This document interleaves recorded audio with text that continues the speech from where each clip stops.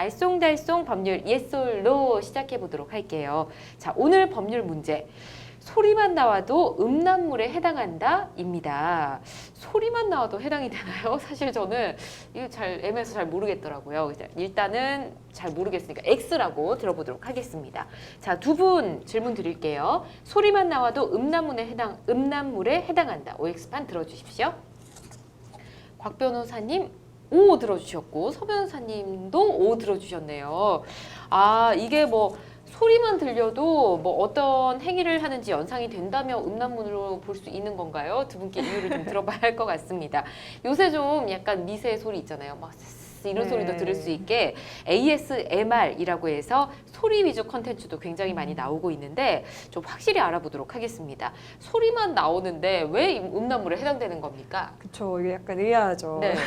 소리만 나오면 우리가 흔히 음란물이 아닐 거라고 생각을 하는데요. 네. 이게 정보통신망법 44조의 7 제1항에 의하면요. 음향, 그러니까 소리를 비롯한 음란한 부호라든지 문헌 또 화상, 영상을 배포, 판매, 임대하거나 공연하게 정시하는 경우에 네. 이제 처벌하게 돼 있는데 이때 해당하는 모든 내용의 정보를 전부 음란물이라고 규정을 하고 있습니다. 그렇군요. 예, 그래서 이를 어기고 음란물을 유통했을 때 네. 1년 이하의 징역 또는 1,000만 원 이하의 벌금형에 처해질 수 있습니다. 그래서 실제로 예를 들어 드릴게요. 있었던 사안인데요. 19금 ASMR을 유튜브에 올렸다가 처벌받은 사례가 존재합니다. 그렇군요. A씨가 성행위를 연상시키는 대사랑 예. 음향, 즉 소리를 녹음해서 22개의 파일을 제작하고 어. 이거 유튜브에 업로드를 했어요. 그렇군요. 예. 근데 법원이 A씨한테 이런 음란물 유포 혐의로 유죄를 선고했고요. 네. 실제 실형이 선고됐는데요. 징역 4월에 집행유예 2년,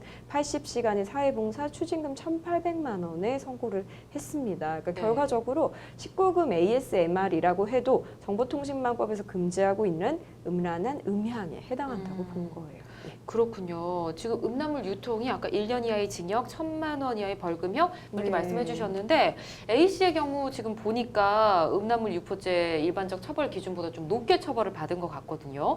혹시 뭐 또 다른 이유가 있었을까요? A씨의 경우에는 아마도 이제 유튜브에 그런 음란물을 올려가지고 예. 추가적으로 범죄로 인한 수익까지 얻어서 그렇군요. 처벌이 더 강화된 것으로 볼 수가 있는데요. 예. 그리고 제작한 영상도 이제 일회성에 그치지 않고 22개에 달하고요. 그리고 그런 사유로 인해서 재질을 좀 무겁게 네. 법원에서 판단을 한 것으로 보입니다.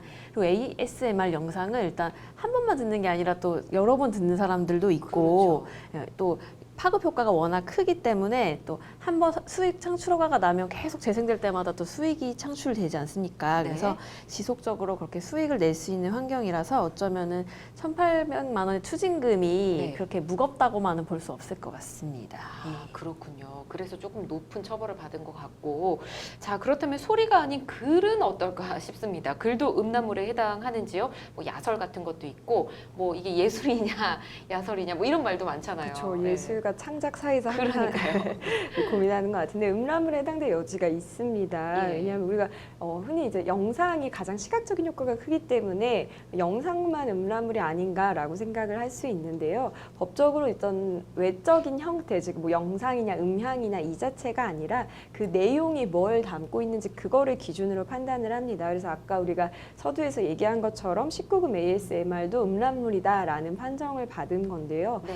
글도 그래서 결과적으로 내용에 따라서 음란 표현물에 해당될 여지가 있습니다. 대법원 그래서 판례가 기준을 제시를 하고 있습니다. 그래서 음란물은 사회 통념에 비추어 봤을 때 어떤 성적인 흥미에만 호소할 뿐 어떤 하등의 문학적, 예술적, 사상적, 과학적, 의학적, 교육적인 가치가 없고 너무 지나치게 과도하고 노골적인 방법으로 성적인 부위나 어떤 행위를 적나라하게 표현하고 묘사해서 이게 결과적으로 어떤 인간의 존엄과 가치를 훼손하고 왜곡한다고 볼 정도로 평가가 된다면 이건 네. 음란물이다라고 판시를 하고 있습니다. 그렇군요. 네.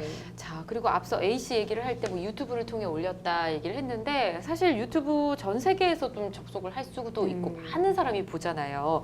어린아이부터 어른들까지 시청자 폭이 굉장히 넓습니다. 음란물 콘텐츠 좀 제재할 수 있는 방법이 필요할 것 같은데요. 네, 유튜브는 개별 사이트에서 이제 자체 심의 시스템을 활용해가지고 부적절한 컨텐츠는 이제 어느 정도 걸러내고 있는데요. 네.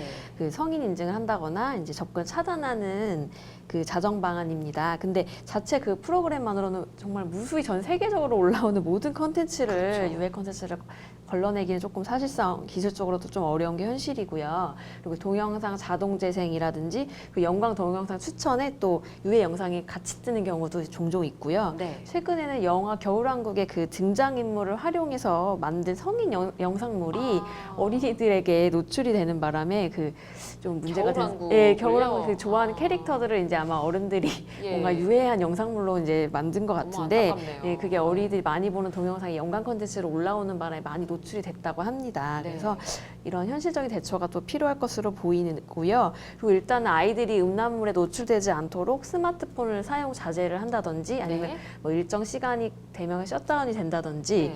아마 이제 자체적으로 차단할 수 있는 이제 프로그램을 활용하셔가지고 부모님들의 또 네.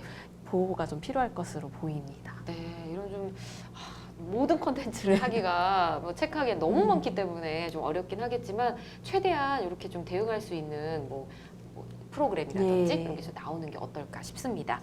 자, 글, 소리, 영상 그러니까 모두 음란물에 해당할 수가 있습니다. 애초부터 이런 부적절한 컨텐츠는 아예 만들지 말아야겠다, 만들지 않아야 된다 이런 생각을 좀 해보고요.